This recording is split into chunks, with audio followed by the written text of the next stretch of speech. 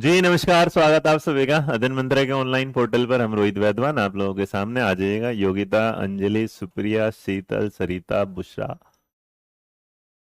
सृष्टि, रश्मि चौबे, विवेक सिंह, शीतल, सरिता दुआ, सरिता यादव, सृष्टि जैन। हम्म चलिएगा sir. I R, ये कौन सी? अभी देखना आ रहा है ऑडिबल अब, ठीक है ना? हाँ, मैं ठीक हूँ नगमा, बिल्कुल बिल्कुल सारे लोगों के साथ मैं ठीक ठीक ठीक ठीक। चलिए तो शुरुआत करते हैं, मैसेज पर ध्यान नहीं देंगे। सर एक टेलीग्राम चैनल पर मीटअप में बुराई चल रही थी अध्ययन मंत्रा के बारे में। कोई बात नहीं, चलने दो, ऐसे चलते रहे। ऐसे तो सबके बारे में चलती रहती है, चलने दो चलने दो। तुम भी हर जगह ही देख लेते हो चीजें, हैं भाई। चलो कोई बात नहीं, ये तो चलता रहता है। डन, करे शुरू, रखते भाई।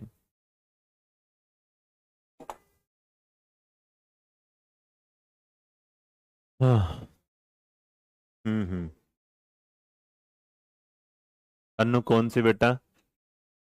हाँ, अरे मेरी तबीयत ठीक हुई तो मैंने सोचा कि तुम्हें एक्स्ट्रा क्लास दे दो, तो इसलिए मैं आ गया फिर। ठीक है, चलेगा। तो देखिए, आज जो क्लास शुरू करेंगे उसमें है मोरल डेवलपमेंट। फटाफट अब बात नहीं करेंगे, बस ध्यान देंगे पढ़ाई पर। आ जाइएगा सारे लोग इधर। तो जब आप मोरल डेवलपमेंट में बात करते हैं तो पहले तो इस शब्द को समझना जरूरी है, जिसका मतलब है मोरल। और मोरल जो होता है वो क्या है? नैतिक। ठीक है।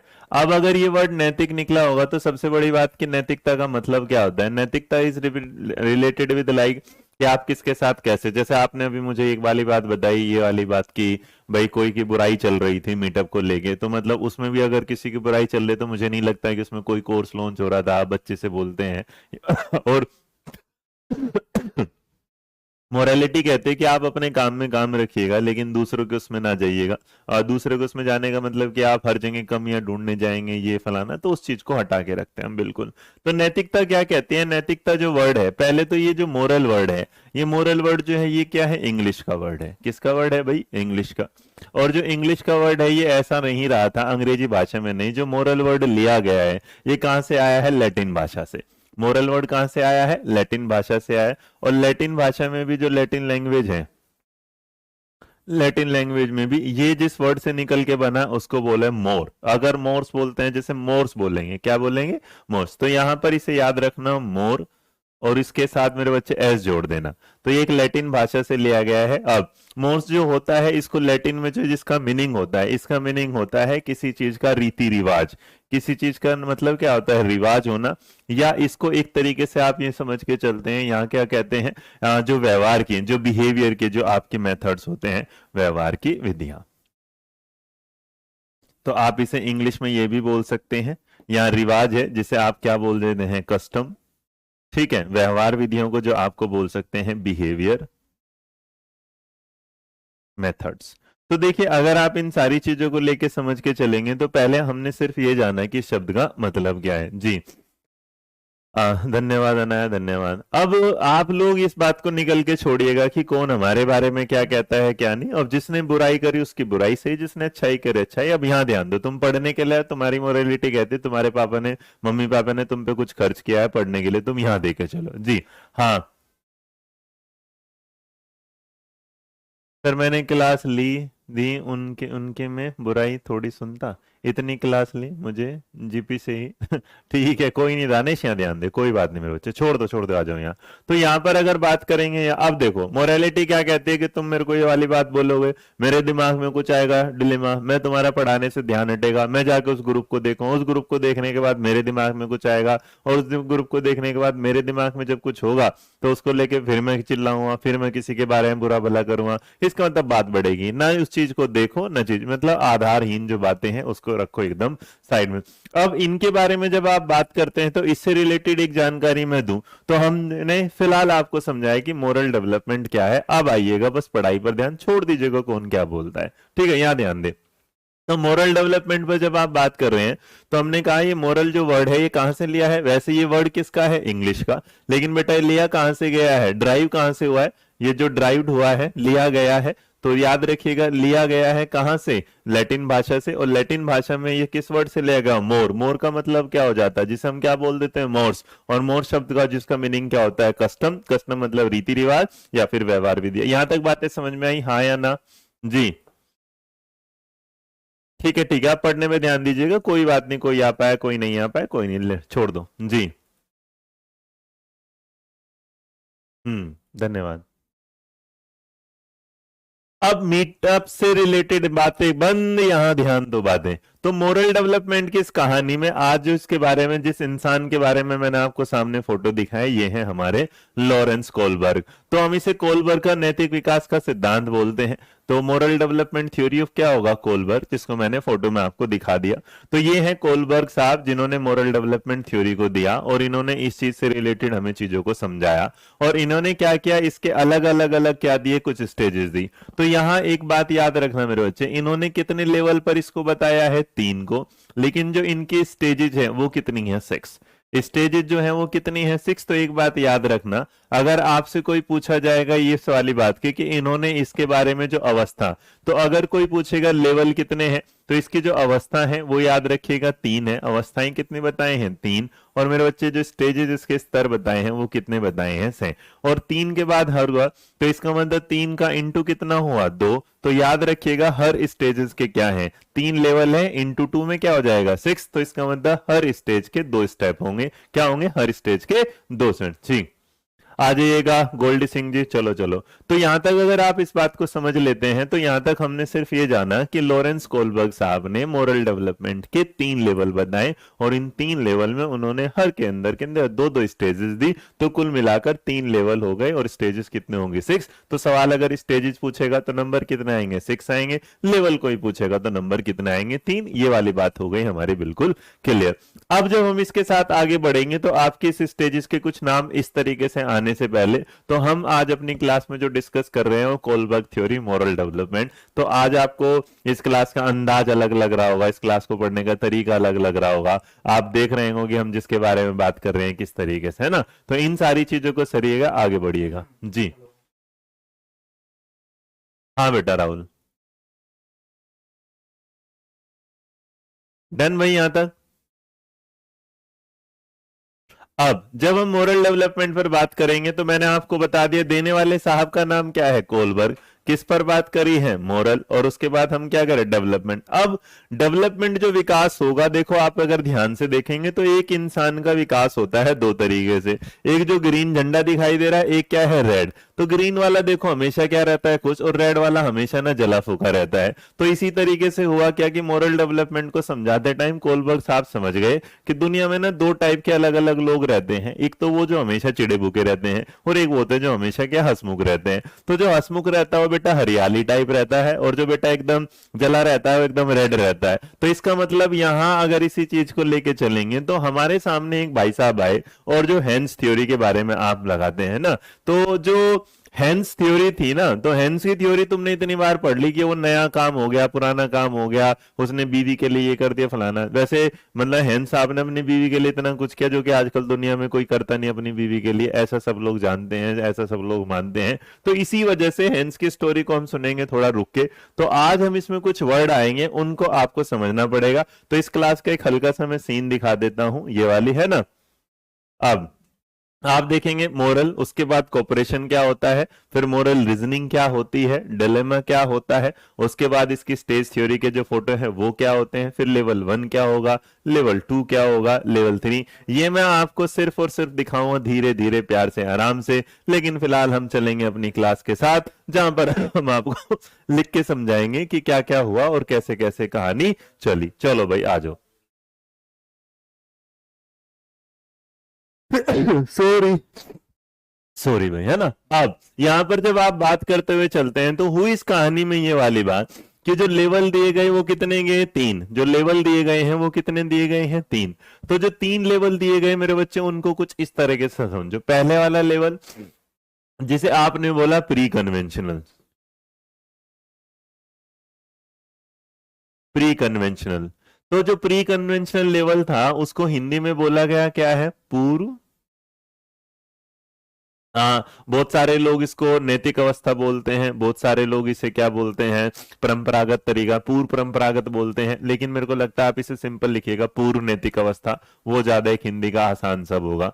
नैतिक भी लिखते हैं मेरे बच्चे और परंपरागत भी लिखते हैं, परंपरागत अवस्था। तो ये वाला जो पूर्व परंपरागत अवस्था, ये मैंने आपके लिए क्यों लिखा है, इसका एक रीजन है, क्योंकि रीजन आजकल नए एग्जाम में कुछ पूछने लगा। उसके बाद जो यहां पर आया वो है कन्वेंशनल, और उसके बाद जो लास्ट वाला है वो है पोस्ट कन्वेंशनल। चलो भाई मैसेज वैसेज मत पढ़ो, अब जरा पढ़ने में ध्यान दो। इसको क्या बोला गया है, खाली परंपरागत, और जो नीचे वाला है इसको बोल दिया गया पाश्चात्य परंपरागत। देखो भाई, ये दो तीन चीजें ऐसी हैं जो आपने पढ़ी भी होंगी, जो आप बता भी रहे हैं ना। हाँ सर, आपकी पीटी कितनी ज्यादा औसम है, बड़े बड़े आते रहो, समझे रहो, बहुत दिन मजा भी आएगा ना। हाँ, तो अगर इस चीज को देखते चलेंगे तो मेरे बच्चे याद रखना, पूर्व जो प्री कन्वेंशनल जो लेवल है उसका जो एक एज का क्राइटेरिया है वो मत भूलना कभी भी। और वो क्राइटेरिया याद रखना जन्म से, बर्थ से लेके, दूसरा पेन ले लूं मैं, ये ला, है ना, इसको बस याद रखना, ये हमेशा क्या होगी, बर्थ से लेके टू 2 ईयर्स। जैसे तुमने प्याजे की थ्योरी पढ़ी होगी और उसमें सेंसरी मोटर समझते हो, कन्वेंशनल जो चलती है उसको नॉर्मली याद रखना, ये क्या चलती है 3 ईयर टू क्या होगा 6 ईयर तक। और जो लास्ट वाला होगा बेटा, अब तुम समझ ही गए कि जो भाई 3 से 6 आएगा, तो इसका मतलब नॉर्मली आप इसे जानते हैं कि जो 7 से लेके 12 वर्ष का होगा वो आपके साथ जाएगा पोस्ट कन्वेंशनल में। तो यहां हमने जो 3-4 चीजें आपके सामने रखी, इस तरीके पर हम इसको पूरा का पूरा समझेंगे। और अगर इसे पूरा समझेंगे तो इस तरीके से समझना क्या है, जरूरी है। 1 मिनट होल्ड करो।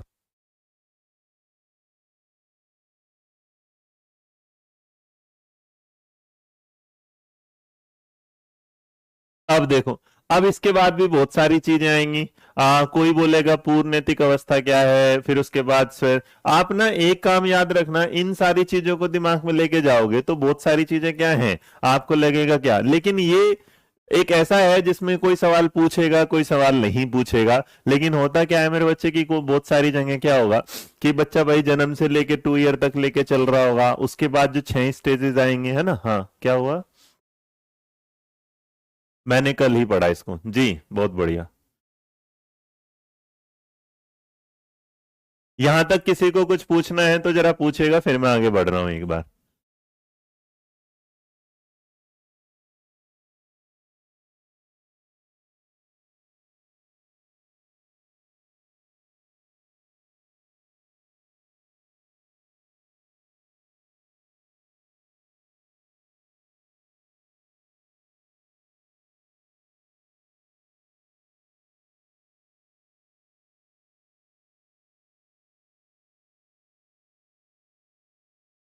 अच्छा ये बताओ, जो हमने ये लिखा है, एक ये लिखा है, एक ये लिखा है, एक ये सही है कि गलत है, आपने इतनी बार पढ़ा होगा जी। रंजना जी आप ही बता दीजिएगा, है ना, बहुत सारे लोग।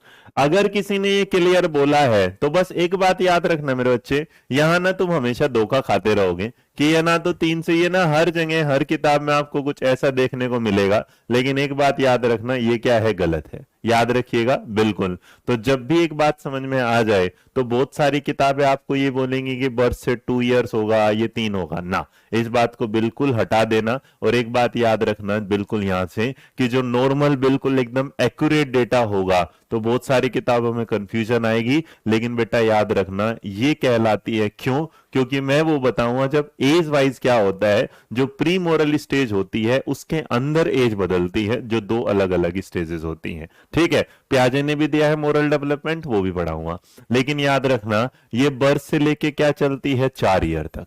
कितना चलती है, 4। बिल्कुल एकदम एक्यूरेट इसको लिख लेना, कहीं पर भी किताब में कुछ भी लिखा हो इस बात को दिमाग में रखना कि बर्थ से लेकर, हाँ तो याद रखना बेटा, ये क्या है, बर्थ से लेके कितनी चलती है, 4। और अगर कन्वेंशनल कोई पूछ लेगा तो बहुत जगह किताबों में अलग अलग लिखी होगी, लेकिन जो ये होगा इसको पढ़ने में एक बात याद रखना, जो दूसरे वाली होगी उसको जो बोला जाता है वो नॉर्मली आप देखेंगे वो क्या होगा, 4 to 10 ईयर्स। क्या लिखा होगा, 4 to 10 ईयर्स। तो बहुत एक दो किताबें इसके 4 to 14 भी लेते हैं, लेकिन बिल्कुल क्लियर कर दो, बर्थ से लेके 4 तक क्या होता है, प्री कन्वेंशनल। कन्वेंशनल क्या होती है, 4 से लेके 10 तक। तो एक बात बता दो, पोस्ट वाली अब कब से कब तक होगी भाई, आगे दिमाग में, बहुत बढ़िया। हाँ, तो यहां अब अगर किसी किताब में ज्यादा कुछ मिल जाता है तो हुई ये वाली बात है कि कन्वेंशनल स्टेज को ना एक दो जो किताबों, अनीता वुल्फ ने तो लिखा नहीं, लेकिन राजस्थान की कुछ किताबें होंगी और बाहर की कुछ किताबें होंगी जिन्होंने इसे अलग अलग नाम दिया। लेकिन अगर कोई तुमसे पोस्ट कन्वेंशनल एज पूछेगा तो याद रखना मेरे बच्चे, ये नॉर्मल क्या होती है, 10 साल के बाद आती है, लेकिन हर जगह किताबों ने इसको कितना लिखा है, 13 ईयर्स। तो इस वजह से आप जब लेके चलते हैं तो हम यहां वाली स्टेज को क्या ले लेते हैं, 4 से लेके 13। अब ये इतना कंफ्यूजन इसलिए है क्योंकि मोरल डेवलपमेंट के बारे में अलग अलग किताबों ने अलग अलग चीजें दी हैं। इसीलिए तुमने आज तक देखा होगा कि कभी भी इसकी स्टेज जो है वो ईयर बेस पर क्लियर नहीं मिलती और कहीं पर दिखाई नहीं देती। तो मैं आपसे बात क्लियर कर देता हूं कि आप मार्केट के अलग अलग किताबें पढ़ेंगे, अलग अलग चीजें मिलेंगी, लेकिन जो बेस है वो याद रखना, बस से लेके 4, 4 से लेके 10 और उसके बाद 10 से ऊपर आने के बाद हम इसे कह देते हैं कि यहां पर बच्चे में पोस्ट कन्वेंशनल स्टेज आ जाती है, जिसे आप 10 से लेके 14 वाली स्टेज में लेके चलते हो। तो बस एक बात दिमाग में लेके चलना कि यहां जो कंफ्यूजन है ये सिर्फ और सिर्फ मार्केट की अलग अलग किताबों की वजह से कंफ्यूजन है, हमारी यार आपकी वजह से कंफ्यूजन नहीं। तो इस पे कभी भी कोई बात नहीं करता। तो इसका मतलब अगर किसी ने पूछ लिया होगा तो याद रखना वो कभी भी होगा, वो ऐसे ही ऊट पटांग सवाल पूछेगा। लेकिन एक बात दिमाग में लेके डाल देना, जो भी अब 11 ईयर्स होगा हम उसे नॉर्मली मान के चलते हैं कि पोस्ट कन्वेंशनल स्टेज में आ जाता है, समाज के नियम जानना शुरू कर देता है। और कहीं ना कहीं जैसे 7 से 11 में चलता है, प्याजे वाली बात आती है, तो जब 7 से 11 कॉन्क्रीट चलती है तो 11 से अबव आते ही बच्चे में क्या आ जाती है, फॉर्मल स्टेज आ जाती है। तो जितनी जगह आपको ये वाली बात मिलेगा तो बस इसको याद रख के चलना, ठीक है। हाँ बेटा, तो अब इसको बिल्कुल एकदम क्लियर करके चल देता हूं मैं, ताकि कभी भी आपको कोई भी दिक्कत ना हो। तो जो प्री कन्वेंशनल होगा, अब देखो प्री कन्वेंशनल को लेके भी बड़ा दिक्कत होगा। हाँ, अब तो इसको ना आपने, मैं बता तो रहा हूं, ये एक ऐसी एज का क्राइटेरिया है जो आप अलग अलग किताबों में अलग अलग पढ़ेंगे। तो प्लीज इसको हटा दीजिएगा और इसको अपने दिमाग में से बिल्कुल क्या है, निकाल देना। इससे रिलेटेड कोई भी सवाल ऑथेंटिक तरीके से आंसर नहीं देगा। कहीं कहीं पर तो आप इसका ग्रुप ये भी पढ़ोगे कि 4 से लेके 10 तक होगा, 10 से लेके 13 तक होगा, 13 से लेके फिर अबव होगा। तो अगर आप ये देखेंगे तो आपके दिमाग में सिर्फ और सिर्फ कंफ्यूजन होगी, फाइनल जो भी होगा इसमें ना, तो इससे रिलेटेड आंसर कहीं भी आपके सामने देखने को नहीं मिलेगा। बस ये बात मैंने आपको यहां से बता दी। अरे हुआ क्या था, हुआ ये था, जब प्याजे ने अपनी स्टेजेस दी ना, 2 वाली स्टेजेस दे दी भाई साहब ने, हेटेरोनोमस वाली और उसके वाले। तो जब उन्होंने ये वाली स्टेजेस दी उसमें क्या कर दिया, उसने ये वाली बात बता दी कि जो बच्चे में पहले हेटेरोनोमस स्टेज मोरालिटी की होती है वो 2 साल से होती है। अब क्योंकि इस सवाल में कंफ्यूजन को मैं क्यों खत्म कर रहा हूं, क्योंकि बेटा मोरालिटी पर चैप्टर है, और अगर मोरालिटी का चैप्टर होगा तो एक बात बताओ, 0 से 2 वाले बच्चे में मोरालिटी कहां मिलती है। तो इसीलिए एक सवाल बनेगा कि लैक ऑफ मोरालिटी कहां पाई जाती है। तो बच्चे में लैक ऑफ मोरालिटी कौन सी स्टेज में मिलती है, इसी स्टेज में। लेकिन बेटा अगर तुम इसे 4 से 10 के लेके चल रहे हो, तो अगर 4 से 10 को लेके चलोगे तो कॉन्क्रीट स्टेज तो ऐसी आ जाएगी कि कॉन्क्रीट स्टेज में क्या होता है, 7 से 11 वाला। और अगर 7 से 11 वाला होगा तो इस बात को एक बात बताइएगा, 7 से 11 में कॉन्क्रीट में बच्चा चीजों को लॉजिक लगाना शुरू कर देता है, और अगर लॉजिक लगाना शुरू कर देता है तो एक बात बताओ, उसमें थोड़ी बहुत मोरालिटी भी आ जाती है। तो इसलिए आपके सामने बहुत सारी चीजें से, अभी हिंदी में एक ने बोला सर जी इसको उत्तर परंपरागत लिखते हैं, लो जी उत्तर परंपरागत लिख देंगे।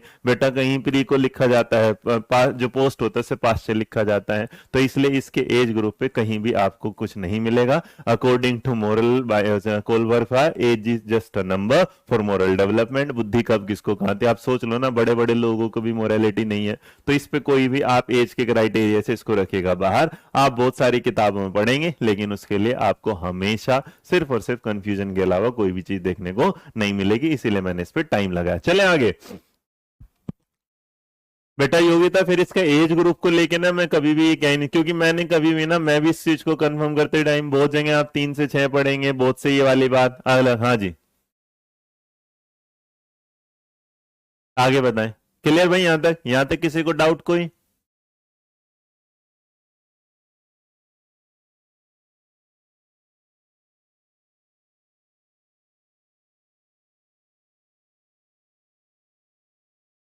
चले बेटा, पूछ लेना। अच्छा, योगिता कह रही सर जी आप एक बार ही बता दो, है ना। तो एक बात समझ लो, अगर तुम्हें लिखना है ना तो ये लिख लो, मोरालिटी बच्चे में डेवलप। अगर तुम्हें चाहिए मेरी तरफ से, वैसे कोई पूछेगा नहीं, मैं इतना नोट में बना देता हूँ, लेकिन फाइनल में भी लिखना चाहते हो तो लिख लेना बेटा। 4 to कितना लिख लेना, 10। ये क्या होगी, प्री वाली। ठीक है, जो कन्वेंशनल वाली होगी उसको क्या लिख लेना तुम, 4 to 10 है ना, इसको लिख लेना। फिर 10 to क्या है, 13, और उसके बाद 13 प्लस में क्या कर लेना, ये बस हैप्पी। तुम लिखना है तो लिख लो, खत्म, ये है। चलो बस इतना रखो, इससे ज्यादा अगर कुछ नहीं। अब क्या हुआ कि इनसे स्टेजेस में ना अब हम आगे बढ़ेंगे, लेकिन यहां से हमारा काम शुरू भी होता है और यहीं से हमारा काम क्या है, आगे बढ़ेगा। लेकिन आपके सामने 2 वर्ड आएंगे और उस 2 वर्ड को करते टाइम ना आपके सामने एक वर्ड है, ये है मोरल और ये है डिलेमा। तो इसको दिल्ली माँ जैसे याद रखना, दिल में माँ क्या है, तो इसका मतलब है, इसको हिंदी में बोला जाता है नैतिक दुविधा। अब आप लोग सोच रहे होंगे सर जी आपने, मेरे बच्चे यही चीज है जो मैंने आपको एक लाइव एग्जांपल दिया, वही है मोरल डिलेमा का एग्जांपल। और यहां है बस जो मैंने पहले आपको दिखाया, अब आ जाओ।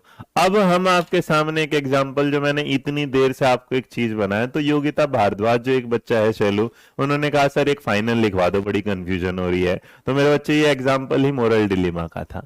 तो मोरल डिलेमा एक ऐसी चीजें हैं जो आपको हमेशा क्या रखती है, कंफ्यूजन में डाल देती है। और कंफ्यूजन में डाल देती है तो इस वजह से क्या होता है कि हमारे दिमाग में कुछ ना कुछ चलता रहता है, यार ये क्या है, ये क्या नहीं। तो जो मैंने आपको दिखाया कि किसी ने ये एज बोली, किसी ने ये एज बोली, किसी ने ये एज बोली, तो इसकी वजह से आपके दिमाग में क्या है कि कंफ्यूजन आ गया। और कंफ्यूजन आने के बाद आपने मुझसे पूछा सर जी एक बात तो क्या होगी सही। तो बेटा मोरल डिलेमा भी एक ऐसी चीज होती है कि जब आपके सामने 2 चीजें आ जाती हैं, क्या हो जाती हैं, 2 चीजें होती हैं, एक है नंबर 1 वाली और एक है नंबर 2 वाली। अब ये वाली बात है कि इन दोनों में से अगर आप एक को भी चुनेंगे, एक को भी चुनेंगे, तो आपको कहीं ना कहीं कुछ ना कुछ दिक्कत तो होना क्या है, तय है। तो ये बिल्कुल लाइव एग्जांपल मैंने बताया। अब हुआ क्या था, इसके लिए हिंज की साहब की कहानी बड़ी फेमस हुई। तो हिंज क्या थे इसके बारे में जरा समझिएगा, है ना। हाँ मोना, मैंने इसीलिए मेरा बेटा एग्जाम्पल लिया, वो जो कंफ्यूजन है ना किताबों ने जो दी है, इसीलिए मैंने आपको मोरल डिलेमा समझाने के लिए पिछले वाली कहानी सुनाई।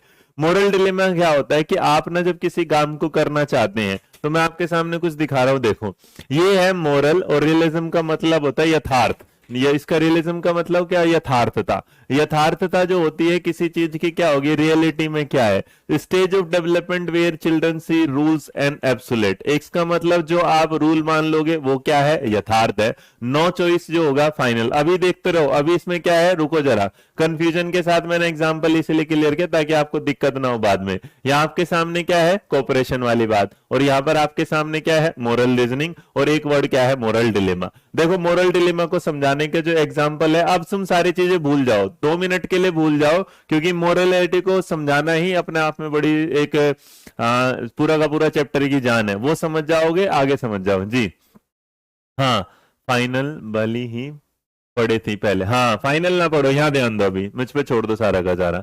अब अगर आप 1 सेकंड होल्ड करना, बस 1 सेकंड मेरे बच्चे। हेलो हेलो,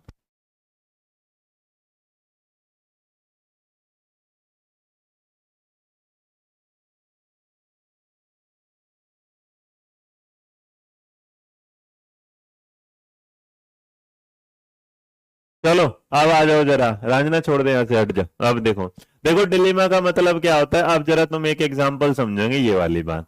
आपके सामने क्या हुआ कि आपके सामने सारे लोग एग्जाम की तैयारी कर रहे हैं, और कुछ लोग एग्जाम की तैयारी कर रहे हैं, जिसमें एक बच्चा एग्जाम की तैयारी कर रहा है रीट की, और एक बच्चा तैयारी कर रहा है एग्जाम के केवीएस की। तो उनका ये एग्जाम है, और बहुत तरीके से अपनी तैयारी कर रहे थे। जब वो तरीके से तैयारी कर रहे, तो ऐसा हुआ, उन्होंने सोचा कि भाई रीट का भी फॉर्म क्या कर देते हैं, फिल कर देते हैं, और केवीएस का भी एग्जाम क्या कर देते हैं, फिल कर देते हैं। तो दोनों फॉर्म फिल कर दिए जाते हैं। लेकिन एक दिन ऐसा आता है कि जो एग्जाम डेट है, जो एग्जाम डेट है वो दोनों की क्या आ जाती है, सेम आ जाती है। एग्जाम डेट क्या आ जाती है, सेम आ जाती है। तो जब उसकी एग्जाम डेट सेम आ जाती है, तो बच्चे को ना अब ये वाली दिक्कत हो जाएगी कि अब उसने तैयारी की है इसकी भी, तैयारी किसकी की है, इसकी भी। अब उसके दिमाग में ये वाली बात होगी, अगर एग्जाम डेट सेम है और मैंने अगर इसका पेपर देने गया तो ये छूट जाएगा, इसका पेपर देने गया तो ये छूट जाएगा। अब वो दोनों तरीके से क्या है, कंफ्यूजन में है। और अगर वो दोनों तरीके से कंफ्यूजन में है तो एक बात तो तय है कि उन दोनों में तो एग्जाम देने नहीं जा सकता। तो यहां पर एक सिलेक्शन करता है, और वो जो सिलेक्शन कर लेता है वो किसका कर लेता है, केवीएस का। और वो इस केवीएस के सिलेक्शन को इस बेस पे करता है कि यार इससे तो बस एलिजिबिलिटी मिलेगी, इससे नौकरी, लेकिन वो भूल जाता है कि रीट को पास करने से भी नौकरी मिलती है। तो इन दोनों के कंफ्यूजन में जहां एक चीज का नुकसान होना तय होगा, जहां एक चीज का नुकसान होना तय होता है, चाहे आप अगर रीट करोगे तो केवीएस छूटेगा, केवीएस छूटेगा तो रीट। तो बेटा जहां आपके दिमाग में दुविधा कंफ्यूजन है वो याद रखिएगा क्या कहलाता है, मोरल डिलेमा। और जब आप इसमें से किसी की चॉइस को सिलेक्ट कर लेते हैं, जो सिलेक्शन आप करते हैं, या आपने रीट को चुना या आपने केवीएस को, तो आपका जो केवीएस का चुनना है यही आपका कहलाता है मोरल रीजनिंग, कि आपने अपने दिमाग में लगाया कि आपके लिए क्या सही और क्या गलत है। तो याद रखना, किसी एक दो चीज में कंफ्यूजन होना, किसी दो चीज में कंफ्यूजन होना लेकिन एक का नुकसान होना तय है, ये क्या कहलाता है, मोरल डिलेमा। और इस डिलेमा में से आपने जिन दोनों चीजों में से एक को फाइनल चुना है, या जिसमें से एक सही या एक गलत, वो आपका क्या कहलाएगा, मोरल रीजनिंग। बात समझ में आई, हाँ या ना? मल्लिका शर्मा बेटा बहुत डिफरेंस है उसमें तो। क्लियर है भाई ये कॉन्सेप्ट की नहीं, हाँ या ना, जल्दी बताइएगा।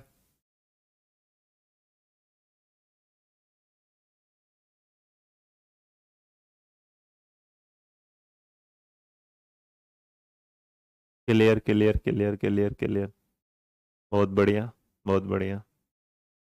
तो समझ गए एक वाली बात कि जब देखो ये दो मोबाइल हैं, ये क्या है, दो मोबाइल हैं, और आपको ये दो मोबाइल में से ना क्या हुआ कि इसमें भी आपका सिम है और इसमें भी आपका सिम है। अब घर वाले आपसे कहते हैं कि इन दोनों में से तुझे क्या करना है, एक मोबाइल घर पे छोड़ के जाना है। तो ये जो एक मोबाइल घर पे छोड़ के जाना है ना, अब ये कौन सा छोड़ूं, अगर ये वाली कंफ्यूजन है तो इसका मतलब क्या है, डिलेमा है। लेकिन इन दोनों में से ये वाली बात नहीं, यार ये वाला मोबाइल ना ज्यादा काम का, इसमें मेरा व्हाट्सअप भी चलता है, इसमें लोगों से बात भी करता हूं, तो इसका मतलब इसका जो सिलेक्शन है ये क्या कहलाएगा, रीजनिंग। तो मैं आपको मोरल स्टेज ना पढ़ाने से पहले दो चीजें पढ़ा रहा हूं, जिसमें से एक क्या है, मोरल डिलेमा, और एक क्या है, मोरल रीजनिंग। ये वाली बात क्लियर हो गई भाई, यस यस यस, सबका आ गया मैसेज, ठीक है। अब इसके बाद जब आप आगे बढ़ते हैं तो हमने दो जो कंडीशन समझाई, तो मोरालिटी ऑफ जो वर्ड आते हैं ये आपके लेवल से अलग आते हैं, ये बस मैंने आपको दिखाने के लिए इसलिए डाले ताकि आप जब भी आगे पढ़े लाइफ में। तो रियलिज्म होता है कि आप जो क्या करते हैं, मानते हैं वास्तविकता, जिसे बोलते हैं यथार्थता बोलते हैं। कोऑपरेशन होता है मोरालिटी में कि जब आप एक दूसरे के साथ क्या करते हैं, ये आपके इसका नहीं है ना, हाँ हाँ। तो जब आप ये बता रहा हूं मैं इसमें समझना, तो मोरालिटी ऑफ कोऑपरेशन का मतलब हो कि बच्चे जो क्या करते हैं, जब लोगों के अपने रूल और रेगुलेशन आ जाते हैं, एक फोन तुम्हें दे दूं, चुप करो मरोगे, है ना। हाँ, अब इसकी बात आगे बढ़ते हैं, और आगे बढ़ने वाले के बाद आपके सामने एक वर्ड आता है मोरल रीजनिंग। ये मोरल रीजनिंग में फोटो में इसलिए दिखा रहा हूं ताकि आपको याद रहे कि thinking process involve in judgement about question of right and wrong. तब आपको ये पता है कि आपको कौन सा चुनना है और कौन सा नहीं। तो सही गलत की ये पहचान ही क्या कहलाते हैं, मोरल रीजनिंग, जिसे बोला जाता है हिंदी में नैतिक तर्कणा। हिंदी में क्या बोला जाता है, नैतिक तर्कणा। तो जो नैतिक तर्कणा होती है उसके बारे में अगर आप बात करते हैं तो एक बात हमेशा याद रखिएगा कि जब आप किसी चीज के साथ तर्क लगाते हैं, रीजन लगाते हैं, ये वाला। अब मैं आपको एक बात बता दूं, मैंने इसीलिए आपको पहले पढ़ाया, उसके बाद ये फोटो, ताकि आप इन चीजों को इजिली क्या कर ले, रिलेट कर ले। बेटा रूबी सबके मैसेज देख रहे हैं, हाँ धन्यवाद। तो अब जब आपने मोरलिज्म सीख लिया तो ये देखो एक एग्जाम्पल और लो। मोरल डिलेमा का मेरे बच्चे एक एग्जाम्पल बहुत बढ़िया वाली बात का होगा, ये वाला। और मोरल डिलेमा में यह होता है कि ऐसी परिस्थितियां जहां कोई भी चुनाव स्पष्ट और विवादास्पदहीन है, मतलब आप कुछ भी चुनिएगा नुकसान होना तय है। जैसे आप देख रहे हैं एक रेलगाड़ी है और इस ट्रैक से गुजर रही है, अगर ये इस ट्रैक से गुजरेगी तो लगभग लगभग इन 5 लोगों की जान ले लेगी। क्या ले लेगी? 5 लोगों की जान। और अगर ये इधर से गुजरेगी तो ये एक इंसान की जान ले लेगी, लेकिन ये जान तब लेगी जब इस इंसान को जान किसी की पसंद ना हो। अब देखिएगा, तो जब रेल आ रही थी तो ये वाले भाई साहब इस रेल के ट्रैक को अगर चेंज करेंगे इधर की तरफ तो कितने लोग मरेंगे? 5। इधर की तरफ करेंगे तो क्या है? अब दिक्कत ये है कि ना तो ये 5 को मारना चाहता ना एक को, लेकिन एक बात क्लियर है कि इसमें से नुकसान होना क्या है? तय। अब ये सोचेगा अगर इसने ट्रेन का रास्ता इधर की तरफ कर दिया तो इसका मतलब 5 लोग चले जाएंगे, और अगर इधर की तरफ किया तो एक। तो इस दुविधा में नुकसान होना क्या है? तय है। इस दुविधा में नुकसान होना क्या है? तय है। और अगर नुकसान होना तय है तो इसका मतलब एक बात मेरे बच्चे क्लियर है, मोरल डिलेमा वही होता है जब आपको कोई चीज चुननी है लेकिन एक ना एक तरफ जब होगा, एक नुकसान आपका पक्का होगा। हाँ या ना? समझ में आ गया?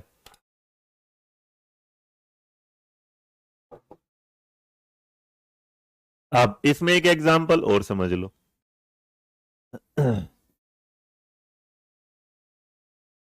ये हंसता खेलता है कि इंसान?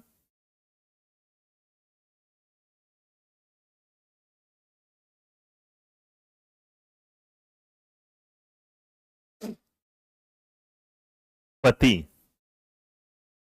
पत्नी, माँ। हाँ, रांझना बोलेगी ट्रैक ही रोक दे। हाँ, और अगर ट्रेन रोक देगा तो बेटा अगर अचानक से ब्रेक लगाएगा तो जो ट्रेन में लोग बैठे होंगे सारे के सारे हो जाएंगे ऊपर। तो समझ गए ना? हाँ। अब इसका मतलब मुझे एक मुझे दे दो सर कैमरे, तो वहीं अटके पड़ेगा। हाँ, अब जरा इस चीज को एक और समझ लो, एक एग्जांपल हो। तो मोरल डिलेमा की सिचुएशन होती है जैसे पति देव है।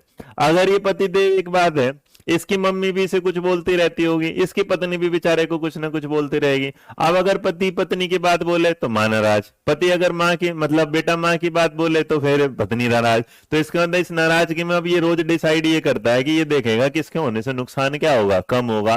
तो ये जो कम होने वाली बात होगी, तो ये रोतु जो है ये मान लीजिएगा मम्मी जी हैं, ये पत्नी, इसका मतलब सास बहू है, और ये पति। अब पति बेटा दोनों उसमें फंसा रहता है, ना वो माँ को छोड़ सकता ना वो पत्नी को छोड़ सकता। इसकी बात माने तो ये बुरा मान जाए, इसकी बात माने ये। तो इसका मतलब रोज घर में कलेश तो होना ही होना है। तो जहां किसी ने हर सिचुएशन में एक नुकसान होना तय हो, एक नुकसान होना तय हो, तो याद रखिएगा वो हमेशा क्या कहलाता है? Moral dilemma. लेकिन जहां नुकसान कम हो उसमें तो बस जो चुनना होगा वो क्या कहलाएगा? रीजनिंग। आ गया भाई समझ में?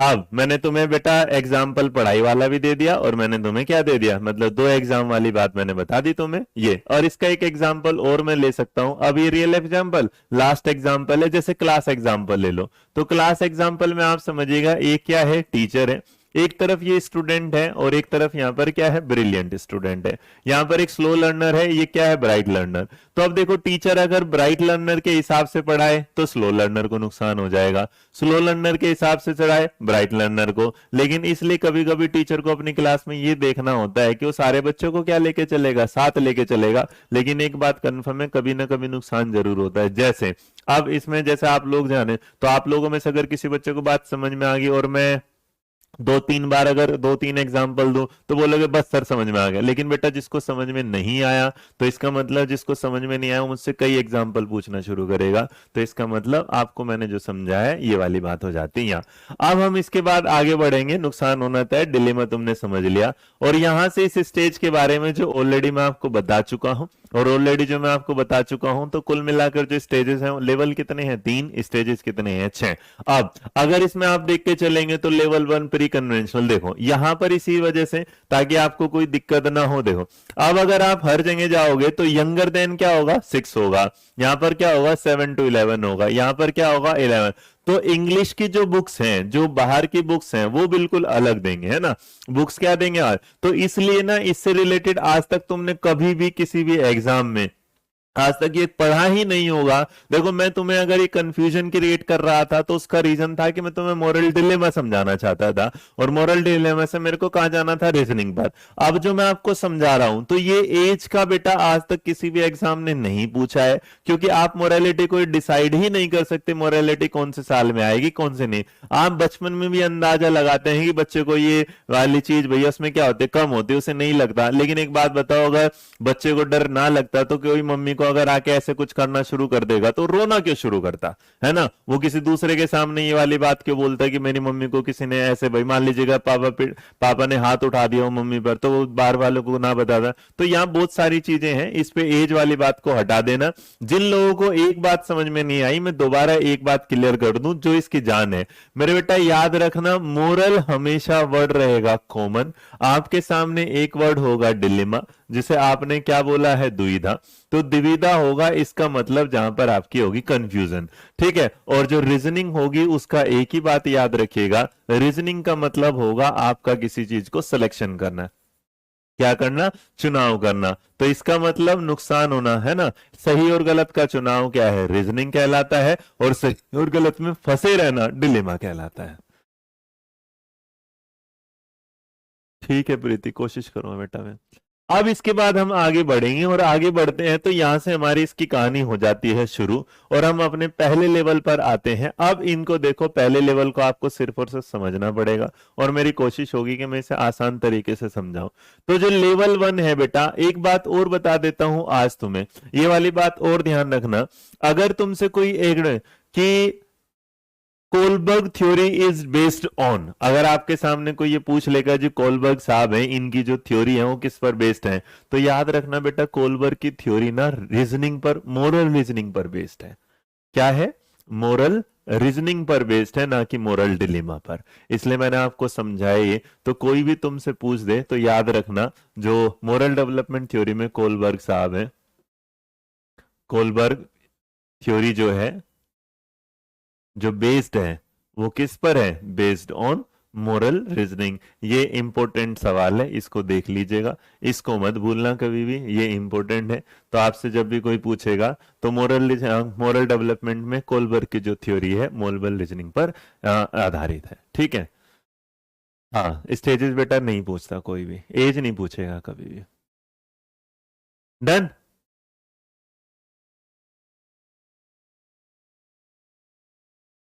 चलिएगा, तो यहां से अगर हम आगे चलते हैं, तो आगे चलते चलते हमें जो मिला है, पहले वाला जो मिल रहा है वो हमें क्या मिल रहा है, लेवल 1। तो लेवल 1 तुमने जान लिया, प्री कन्वेंशनल स्टेज होगी, लेकिन प्री कन्वेंशनल स्टेज क्या होगी, यहां पर है ना। अब जरा समझो प्री कन्वेंशनल स्टेज, ये बालक ऐसा होता है क्योंकि ये बिल्कुल क्या होगा, छोटा होगा कन्वेंशनल से आने से पहले। इसमें क्या होगा, लैक ऑफ मोरालिटी। अगर कोई पूछेगा तो इस स्टेज की सबसे मोस्ट इंपोर्टेंट बात होती है, जो आज तक सबसे ज्यादा बार सवाल आया, वो है लैक ऑफ मोरालिटी। क्या होगा, लैक ऑफ मोरालिटी, मतलब नैतिकता का अभाव। अगर कोई तुमसे ये वाली बात पूछता है कि नैतिकता का अभाव कौन सी स्टेज में पाया जाता है, तो याद रखना बेटा वो क्या होगा, प्री कन्वेंशनल, जिसे हिंदी में बोला गया पूर्व परंपरागत, या फिर क्या, नैतिकता का सिद्धांत। तो अगर कोई भी पूछेगा तो याद रखिएगा, क्योंकि ये वो स्टेज होती है जिसमें बच्चे का धीरे धीरे डेवलपमेंट शुरू होता है। बालक क्या करता है, अपने बड़ों से मिलता है, और उनसे मिलने से ना वो जैसा जैसे मम्मी सिखा देती है कि नमस्ते करना, वो सीख लेता है। जैसा जैसा वो देखता है वैसा वैसा वो सीखना शुरू हो जाता है। लेकिन यहां है ना, लेकिन एक बात और समझ लीजिएगा, और इस बात को समझने के लिए आपको मेरे पास यहां आना पड़ेगा। और ये मैंने इसलिए, क्योंकि मोरालिटी में लिखने से नहीं समझा सकता था, मैं आपको दिखाने से समझाता और ये देता ना। अब तो अगर आपके सामने कुछ होगा, देखो, तो यहां पर ना जो बच्चा नैतिकता का लाता है, नैतिकता जो इसमें आती है, यहां ना नैतिकता में क्या होता है, उसके लिए ना बेटा दो ही चीजें काम में रहती है। या तो उसे क्या होगा, किसी को डर रहेगा, किसका, दंड का, या वो फिर किसी की क्या मानेगा, आज्ञा मानेगा। इसका मतलब वो कोई भी काम जो कर रहा है वो इसलिए नहीं करता। तो मैं एक बार हिंज की उस स्टोरी पर आता हूं, जो मैं आपको सुना देता हूं एक बार, वैसे सब लोगों को पता है ये वाली बात। तो हिंज जो साहब थे, उन्होंने क्या किया कि वो समझा रहे इस कहानी को इस तरीके से। तो हिंज की जो है वाइफ क्या हो जाते हैं, बीमार हो जाती है, और जब वो बीमार हो जाती है तो बीमारों से भाई दवाई की जरूरत होती है। तो हिंज एक अच्छा इंसान था, और हाइन जिसे आप पढ़ते हैं वो क्या था, अच्छा इंसान था। और अगर अच्छा इंसान था तो उसने क्या किया, अपनी बीवी को बचाने के लिए पहले वो दवाई लेने गया मार्केट में। तो उसने जो पैसे दिए उसने दिए, लेकिन वो दवाई के लिए पैसे कम पड़ जाते हैं। दुकान वाला कहता है ये तो पैसे कम है, तो कहता है कि भैया मैं आपके पैसे बाद में दे देने वाला। दुकान वाला नहीं, मेरे को नहीं, मेरे को तो अभी पैसे चाहिए। तो उसका ये बार बार दुकान वाले का ये कहना है कि पैसे उसे अभी चाहिए, तो इस चक्कर में होता क्या है कि उस पैसे के चक्कर में ना उसकी दवाई वो देना नहीं चाहता, और अगर वो दवाई नहीं देना चाहता तो उसकी जो वाइफ है वो क्या है, मर जाएगी। अब वो अपनी वाइफ को मरते हुए देखना नहीं चाहता, तो वो क्या करता है, वो ये करता है कि उसके दिमाग में कुछ ख्याल आते हैं, और वो ख्याल आते हैं कि उसे चोरी कर लेनी चाहिए। लेकिन जब वो चोरी करने वाला ख्याल आता है तो वो ये वाली बात के साथ चलता है कि अगर यार मैंने चोरी कर ली और पकड़ा गया तो मैं तो बहुत पिटाई होगी मेरी। तो इसी चीज को हम जब एजुकेशनल इंप्लीकेशन में लेते हैं तो हम छोटे बच्चे के साथ देते हैं। तो जो छोटा बच्चा होता है वो कभी कभी ना ऐसे काम करता है कि वो ना डर के, जैसे आपने देखा होगा वो क्या होगा कि मम्मी ने ये बोल दिया कि अगर बेटा तुम यहां से इधर उठे तो तुम्हें पिटाई होगी, तो वो इस वजह से नहीं उठता। या ये वाली बात है, बेटा अगर तुमने ये वाला काम कर दिया तो तुम्हें टॉफी मिलेगी। तो बहुत सारी जगह ज्योति भारद्वाज, जब मैं मेरे बच्चे एक बार बोल चुका हूं, just go and leave it that ना, एज का क्राइटेरिया हर किताब में बेटा अलग अलग है। और थोड़ी मोरालिटी आज आप समझिएगा, मोरालिटी कभी किसी की चेक नहीं की जा सकती, इसीलिए कहा जाता है कि इंसान को नैतिकता का ज्ञान नहीं सिखाया जा सकता। कोई जो बूढ़े, अगर एक बात समझ, जिनके माँ बाप के बच्चे पैदा हो जाते हैं वो अपने बूढ़े माँ बाप को छोड़ देते हैं अनाथ आश्रम में, तो मेरे क्या लगता है उसके अंदर मोरालिटी नाम की चीज नहीं थी। तो मैं इस पे एज पे बात ही नहीं करते, इसलिए मैं बस जो समझा रहा हूं उसको ध्यान से समझिएगा। ये वो स्टेज होती है जिसमें आपको मिलना है। अब मैं आपको इसको सिखाता हूं किस तरीके से पीपी। तो एक बात याद रखना, इस स्टेज में आती हैं दो बातें।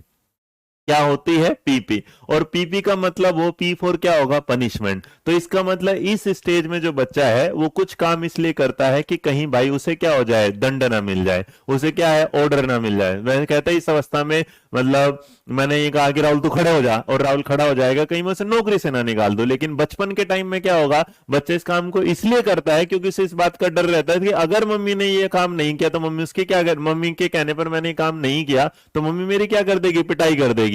तो एक बात हमेशा दिमाग में लेके चलिएगा कि मोरालिटी में जो पहले वाली स्टेज आती है तो इसे जो हम बोलते हैं, इसको हम क्या बोलते हैं, पनिशमेंट ओबीडियंस ओरिएंट। और पनिशमेंट ओबीडियंस ओरिएंट का मतलब होता है कि एक बच्चा कोई भी काम इसलिए करता है कि जिस वजह से उसमें क्या हो, उसे दंड ना मिले। पूजा सैनी जी, मैं छोड़ दूं, आप बता दीजिएगा, मैं आपकी वही क्लास करा देता हूं।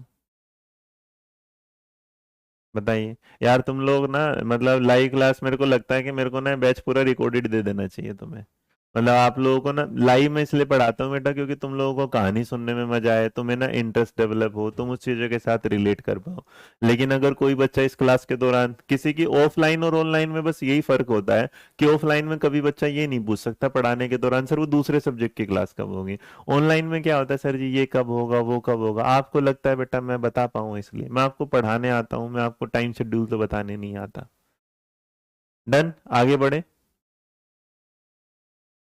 अब देखो, अब ये वाली बात क्या हुई, अब आपने देख लिया प्राइज वाला पीपी, तो इसकी दूसरी स्टेज में आती है बेटा पी का मतलब क्या होगा, पर्सनल रिवॉर्ड। क्या होगा, पर्सनल रिवॉर्ड ओरिएंटेशन। अब ये स्टेज ना सबसे बढ़िया स्टेज होती है, इसी स्टेज से सबसे ज्यादा सवाल पूछे जाते हैं, और ये स्टेज वो होती है जिसमें बच्चे के अंदर आ जाता है अहम, है ना। आप इसे सीख सकते हैं, ईद वाला है ना। अब देखो, आप पढ़ोगे, आ जाओ, है ना।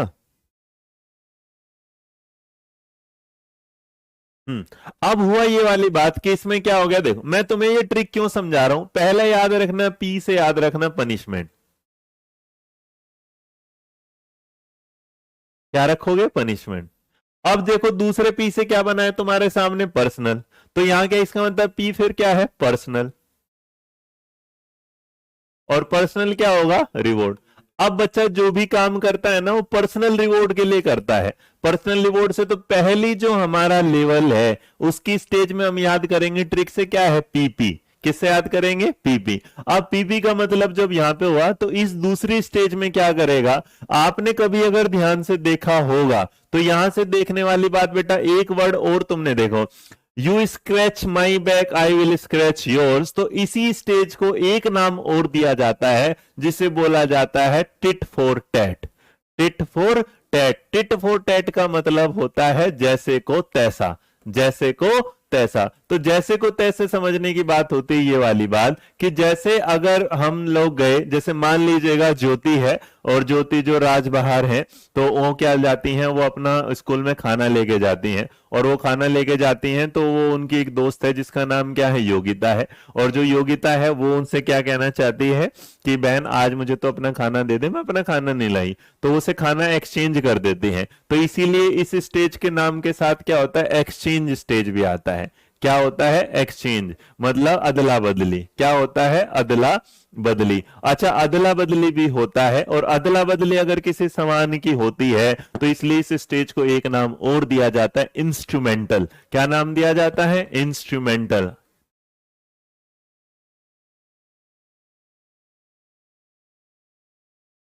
इंस्ट्रूमेंटल। जो इंस्ट्रूमेंटल वर्ड होता है, इसे आप हिंदी में अगर देखेंगे तो इंस्ट्रूमेंटल को क्या बोला जाए, साधन।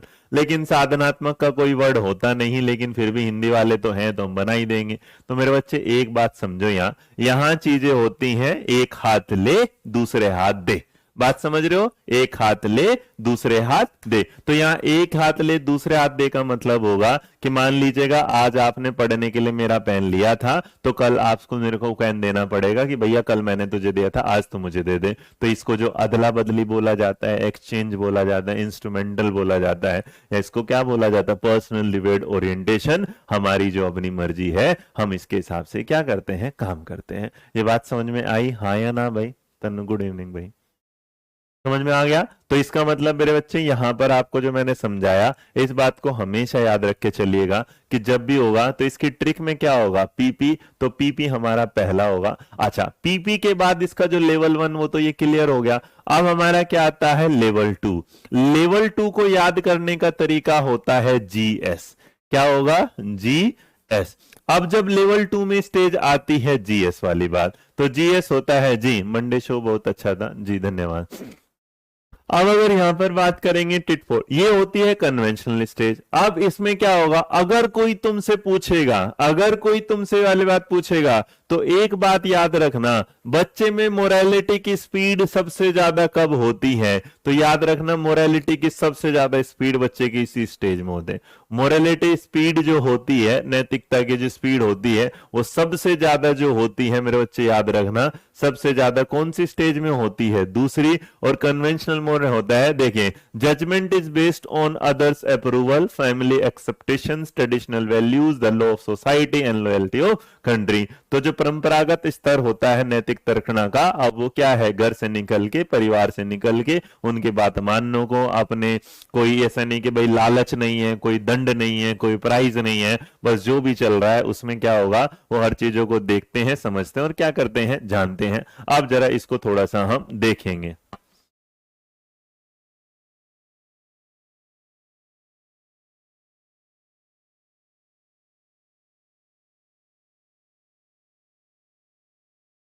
चले, ठीक है भाई, आप जरा समझे इसको। तो यहां पर अगर आप देखेंगे तो अब एक स्टेज आ जाती है कन्वेंशनल, और जिस कन्वेंशनल स्टेज में बच्चा क्या सीख जाता है, बेटा एक बात याद रखिएगा, जो स्टेज नंबर 2 होती है, स्टेज नंबर 2 होती है, उसमें मोरालिटी की स्पीड क्या होती है, सबसे ज्यादा होगी, ये वाली बात याद रखना। लेकिन ये मोरालिटी जो होता है, हाँ, इंस्ट्रूमेंटल को क्या है, विनिमय अनुबंधन, धन्यवाद। लेकिन इसकी स्टेज में बेटा आता है पहला जो है, ये है गुड बॉय नाइस गर्ल। इसको याद रखना, जो मैंने आपको सिखाया है यहां पर, मैंने इसीलिए आपको दिखाया, ये क्या लिखा है, जीएस। तो बेटा इसको याद रखना, यहां से गुड बॉय और nice girl. Good boy, good boy nice girl उन्होंने दिया था, आप गुड बॉय गुड गर्ल भी लिख लेंगे तो कोई फर्क नहीं पड़ेगा, याद रहेगा। अब क्या होगा, आप गुड बॉय गुड गर्ल की वाली क्या बात होगी, आप ना कोई भी ऐसा काम नहीं करोगे जिसकी वजह से लोग आपको क्या बोले, अरे बहुत गंदा बच्चा है। कोई भी आपको ये बोले कि आप ऐसा नहीं करिएगा, कोई भी आपको ये वाली बात बोले ये तो बड़ा गंदा, आप क्या करते हैं, आप सबके सामने ना अच्छा बन के दिखाते हैं। और अगर आप सबके सामने अच्छा बनकर दिखाते हैं, उसका रीजन क्या होगा अच्छा बनने का, जैसे वो होता रीजन है कि मान लीजिएगा आपके सामने क्या हुआ कि आप कुछ काम करके लाए, और जब कुछ काम करके लाए तो आप मैडम के पास जाएंगे और मैडम से बोलेंगे कि मैडम एक स्टार दे दो मेरे को। तो तुम कॉपी में स्टार मांग लेते हो ताकि मैडम के सामने तुम अच्छे बने रहो। मैडम का कोई जैसे बोर्ड होगा और बोर्ड को साफ करना होगा तो मैडम से बोलोगे लाओ मैडम जी मैं कर दूं या ना कर। तो इस तरीके से इनको समझना होता है कि आप इसमें बस रिलेट करिएगा।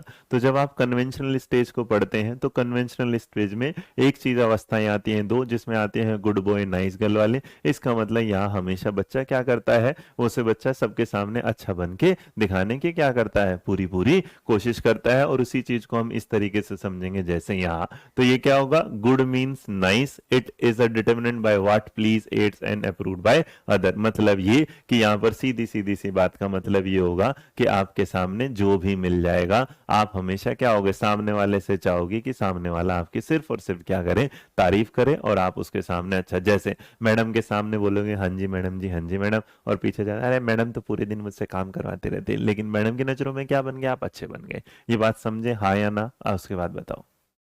क्लियर? हाँ या ना? हम्म।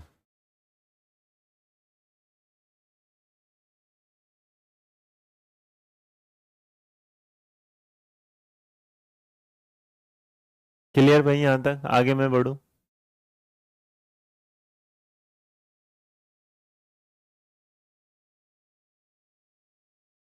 ओके बेटा।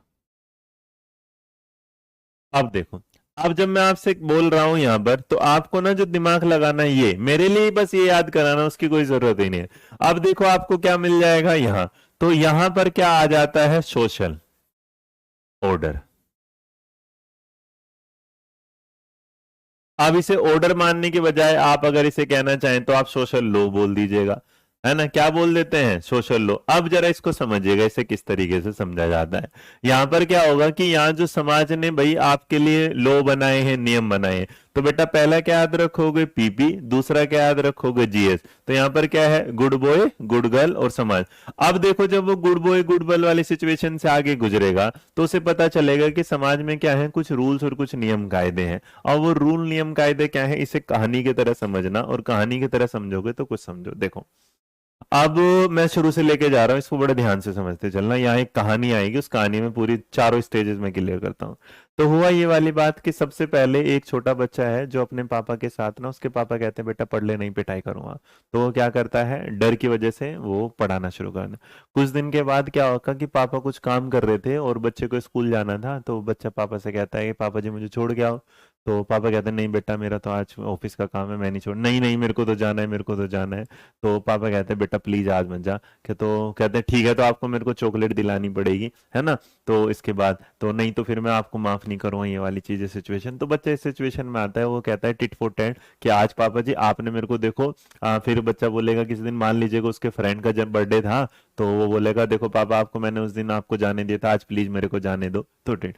अब सवाल आ जाता है गुड बॉय। तो अब क्या होता है कि एक दिन क्या करता है कि जो पापा जी हैं वो पापा जी कुछ घर से मतलब ऑफिस से आए थे और थके आ रहे थे। और थके हो रहे आने के बाद बेटा वो आता है और पापा जी को क्या करता है, एक गिलास पानी ला के देता है। और पापा जी गिलास का पानी लेते हैं और पापा जी तो खुश हो जाते हैं, कहते हैं वाह मेरा बेटा, तो इसका अंदर पापा की नजरों में गुड़ बन गया। अब एक दिन क्या हुआ कि एक तो पापा जी और एक उसके दादाजी और एक वो खुद, तीनों आदमी थे, तीनों लोग थे। और तीनों लोग क्या कर रहे थे, जा रहे थे गाड़ी से।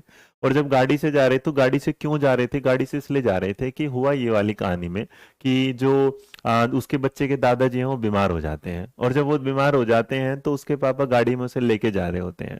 तो जब वो गाड़ी में लेके जा रहे होते हैं तो जब वो लेते जा रहे थे तो दादाजी पीछे आ ऊ अपना आवाजें निकाल रहे थे क्योंकि बीमार थे। तो बेटे को दादा की बड़ी चिंता हो रही थी। तो अब पापा जी क्या हुए, पापा जी पहुंचे, और पापा जी जैसे पहुंच रहे थे तो उन्होंने क्या देखा कि एक तरफ ऐसे ना रेड लाइट हो रखी थी, है ना, रेड लाइट। और उस रेड लाइट को देख के पापा ने क्या कर लिए, गाड़ी पे ब्रेक लगा दिए। और गाड़ी वहां क्या है, रुक जाती है। उधर से जो दादाजी हैं वो बड़े परेशान हैं क्योंकि वो तो भाई दुखी हो रहे हैं उनकी बीमारी की वजह से। तो जो ये छोटा बच्चा है ये अपने पापा से बोलता है कि पापा पापा आप आगे चलो।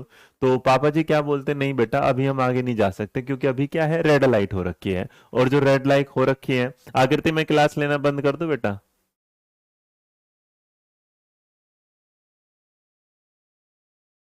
हम्म। विकास में देखता तो नहीं भाई, सवाल देखने पड़ते हैं। अच्छा, तुम लोगों को डिटेल में पढ़ना बिल्कुल भी पसंद नहीं है क्या? मतलब मैं एग्जाम्पल, फिर तो बस छोटे छोटे से में तो बड़ी जल्दी खत्म हो जाया करेंगे यार क्लास, फिर फायदा ही क्या होगा? अनिल कुमार जी लाइव है, सब कमेंट को भी लाइव है, सब चीजें हैं, आपका मैसेज भी है। ये बताओ कैसे चलेगा मेरे बच्चे ऐसे काम?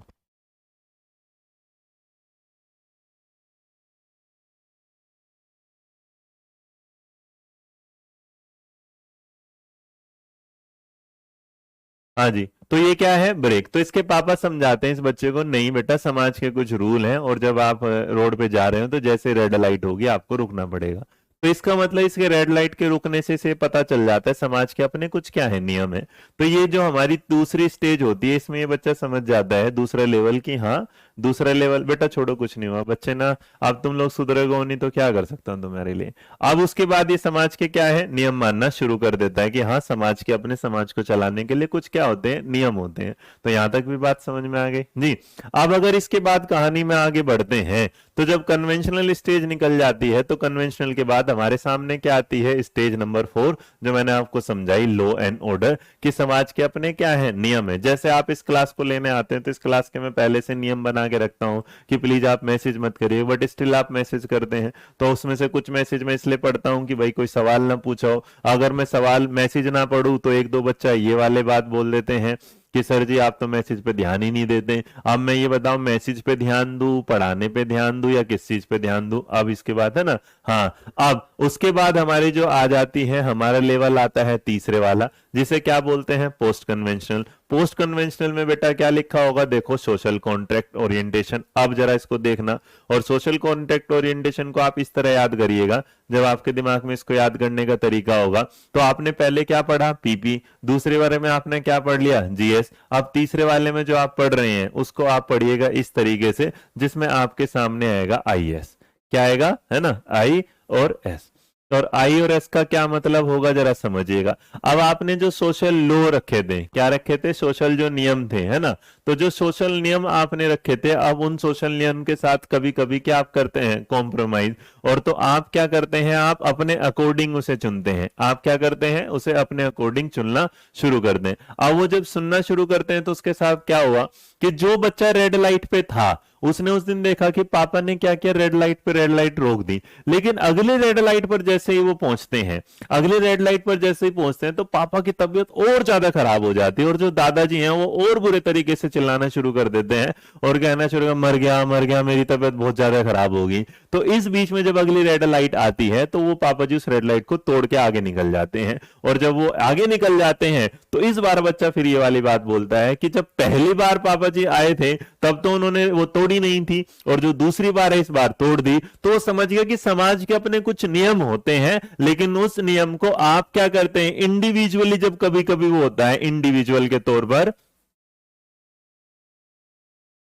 है ना, व्यक्तिगत तौर पर आप उसे क्या करते हैं? आप करते हैं कि आज चालान से ज्यादा जो जरूरी है वो मेरे पापा की क्या है? जिंदगी जरूरी है। तो इसका मतलब आप जो सोशल लॉ है, तो उन सोशल ऑर्डर को भी क्या करना शुरू कर देते हैं? ब्रेक कर देते हैं। तो बच्चा समझ जाता है कि जब अगर सिचुएशन आती है तो आप समाज के नियम को क्या कर देते हैं? तोड़ भी देते हैं। और जब आप तोड़ देते हैं तो इसका मतलब आप समाज की सारी परिस्थितियों के साथ सिमिलर व्यवहार नहीं करते, आप उसके साथ समझौता नहीं करते, आप उसे जैसा लगता है, अगर आज लग रहा है तोड़ना जरूरी है तो आप उसे क्या है? तोड़ देते हैं। और उसको तोड़ने के बाद आप आखिरी में एक इस सिचुएशन पर आते हैं जिसे आप बोलते हैं सुपर ईगो वाली सिचुएशन। और सुपर ईगो वाली सिचुएशन होती है ये कि इस दौरान आपके अंदर ये वाली बात आ जाती है कि कोई मुझे अगर बुरा बोलेगा, कुछ भला बोलेगा, तो मैं उसके बारे में कुछ नहीं बोलने वाला। और वहां पर उसके अंदर एक यूनिवर्सल फैक्ट आ जाता है, या यूनिवर्सल आप इसे समझ सकते हैं कि भाई आप सारा समाज क्या है? अच्छा है, किसी में कोई कमियां नहीं है, 2 दिन बाद हम दुनिया से चले जाएंगे। और यूनिवर्सल फैक्ट होता है जैसे विक्रम बत्रा। विक्रम बत्रा क्या कहते हैं? विक्रम बत्रा करते हैं कि लोगों के लिए अपनी जिंदगी को क्या कर देते हैं? न्यौछावर कर देते हैं। तो सुपर एगो वाली सिचुएशन वो होती है जिसमें आप भगवान बन जाते हैं, जब आप किसी में कोई कमियां नहीं ढूंढते, आप सिर्फ और सिर्फ क्या करते हैं? आप लोगों की भलाई के लिए क्या करते हैं? काम। तो इसलिए मैं आपको जो बताना चाहता हूं, अब इसको देखो यहां से फोटो के साथ समझ जाओगे जाएंगे तो पोस्ट कन्वेंशनल में आ गया कि सोशली आप जो है जिस भी आपको नियम है अगर आपको लगता है तो अपने हिसाब से आप उसे तोड़ देते हैं, लेकिन यूनिवर्सल एथिकल प्रिंसिपल जो होता है वो सबसे बड़ा होता है। Good and right are matters to individual and involve abstract concept. इसे फालतू में कुछ जरूरत नहीं है, बस एक ही बात याद रखना बेटा, जो भी लोग बड़े लोग बने हैं समाज में वो सारे के सारे यूनिवर्सल एथिकल प्रिंसिपल में जाते हैं। जैसे दलाई लामा हो, गांधी जी हो, जीसस क्राइस्ट हो, श्री राम हो, या फिर कोई भी हो, चाहे एपीजे अब्दुल कलाम हो। तो अब अगर आप इस बात को मुझसे समझना चाहते हैं तो मैं इसको यहां पर खत्म करते हुए आपको एक चीज दिखाता हूं। इसके बाद आपको पूरी की पूरी क्लास इस पिक्चर के हिसाब से आ जाएगी समझ में, और इस पिक्चर में जो है वो देखिएगा। सबसे पहले आती है प्री कन्वेंशनल, ये वाली। तो देखिएगा यहां पर प्री कन्वेंशनल होगी इस तरीके से कि ओबीडेंस एंड पनिशमेंट होगा, हाउ कैन अवॉइड पनिशमेंट। तो एक इंडिविजुअल जो है वो वही पकड़ा जाता है, मतलब क्या हो गया, हाँ जी, एक सेकंड बेटा।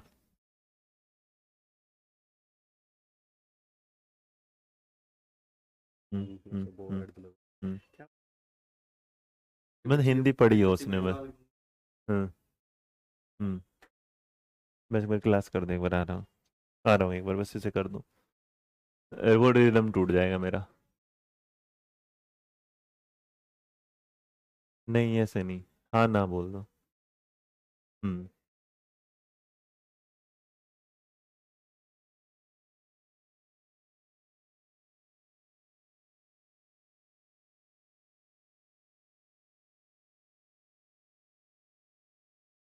अच्छा, तुम लोगों को क्या लगता है जो मैं तुम्हें ये दे देता हूँ उसके बाद भी तुम्हें पीडीएफ वगैरह बनाने की जरूरत होती है, हाँ या ना? बस बहुत है, इसके अलावा पीडीएफ बनाने की जरूरत नहीं है। अब जरा समझ लो एक बार भाई, इस कहानी में ना मोरल डेवलपमेंट में कहानी में हमने बताया तीन। पीपी का मतलब मैंने तुमसे बता दिया, एक तो है पनिशमेंट, क्या था पनिशमेंट। दूसरा पी क्या हो गया, पर्सनल हो गया। जी वाला क्या हो गया, गुड बॉय हो गया, नाइस गर्ल। और एस का मतलब क्या हो गया यहाँ पर, सोशल लॉ हो गया, समाज के नियम मानना। अब कहानी सुनना, आई के बाद क्या होगा, इंडिविजुअल हो गया। और बेटा यहाँ पर एक और मैस्लो की थ्योरी में तुम लोगों ने वो सुना है, सबसे टॉप पे कौन होता है बताओ जरा। सबसे टॉप पे क्या होता है, सेल्फ एक्चुअलाइजेशन होता है ना। तो इसे मैं यहाँ सुपर ईगो की तरह लिख दे रहा हूँ ताकि आपको और आसान रहे। अब जरा इसको समझ लीजिएगा, फिर क्लास खत्म हो जाएगी आज की, उसके बाद क्वेश्चंस देखेंगे प्याजे की थ्योरी के बाद। तो हमने क्या बोला, कुल मिलाकर तीन स्टेज है, तो तीन तीन लेवल है, उसकी 6 स्टेज है। 6 स्टेज में पहली आती है कि बच्चा कोई भी काम इसलिए करता है कि कहीं से कोई मारे पीटे या दंड ना दे।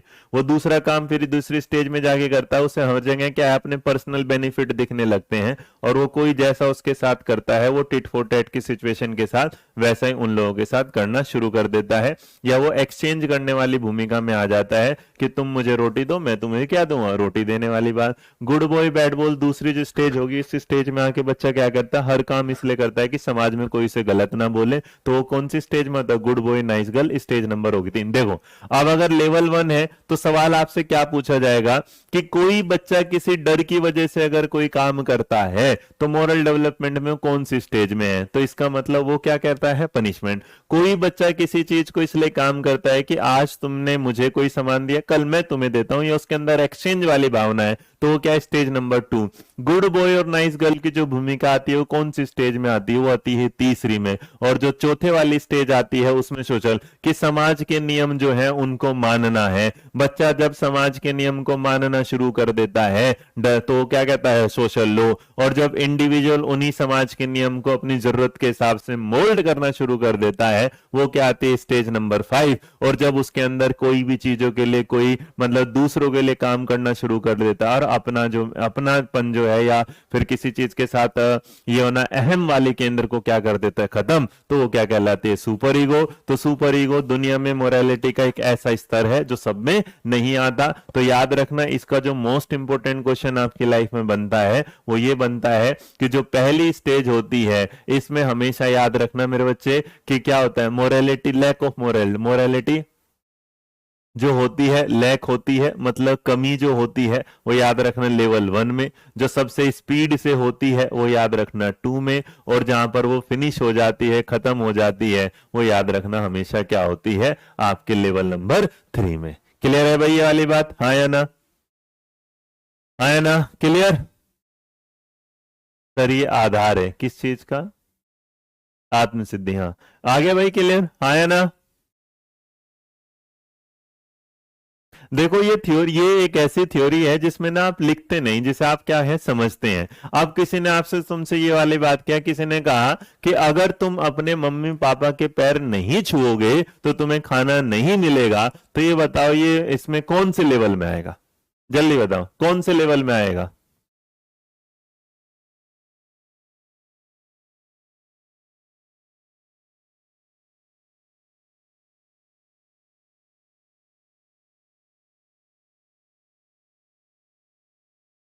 आ गया समझ में, आया ना? Clear clear. चलो धन्यवाद।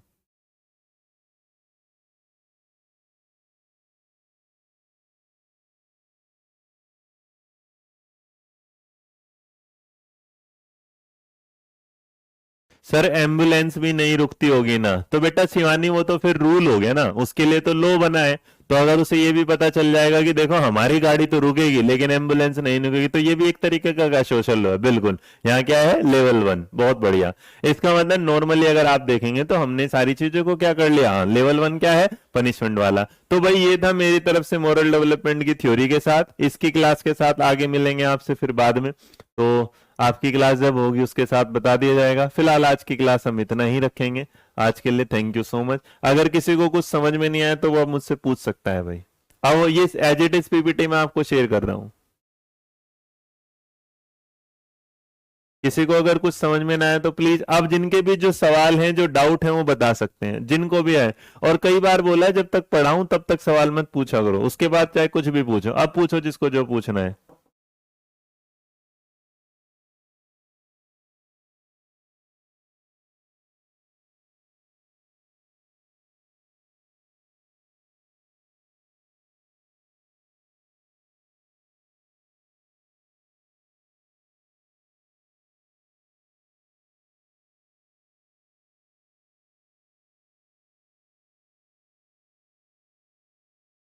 हम्म। Thank you thank you thank you thank you. Book भी बता देंगे यार, आगे ना सबके साथ। चलो फिर आज के लिए सर क्वेश्चन नहीं पूछना। ओके, हो गया। प्रियंका राठी बेटा इसलिए फिनिश हो जाती है क्योंकि आप उस लेवल पर पहुंच जाते हैं जहां आपको किसी से कोई इच्छा ही नहीं होती, जहां से आपके दिमाग में ये नहीं कि कोई आपके लिए कुछ कर रहा है। कोई आपके लिए कुछ कर रहा है तब भी आप खुश हैं, कोई आपके लिए कुछ नहीं कर रहा तब भी आप खुश हैं। मतलब आप ये नहीं सोचते कि कोई आपके लिए कुछ करेगा, आप ये सोचते हैं कि हम दूसरे के लिए कुछ करें। तो मोरालिटी फिनिश वाला मतलब है कि यहाँ पर आपको कोई सिखाता नहीं, सब कुछ आप अपने सामने ही आ जाते हैं। जी।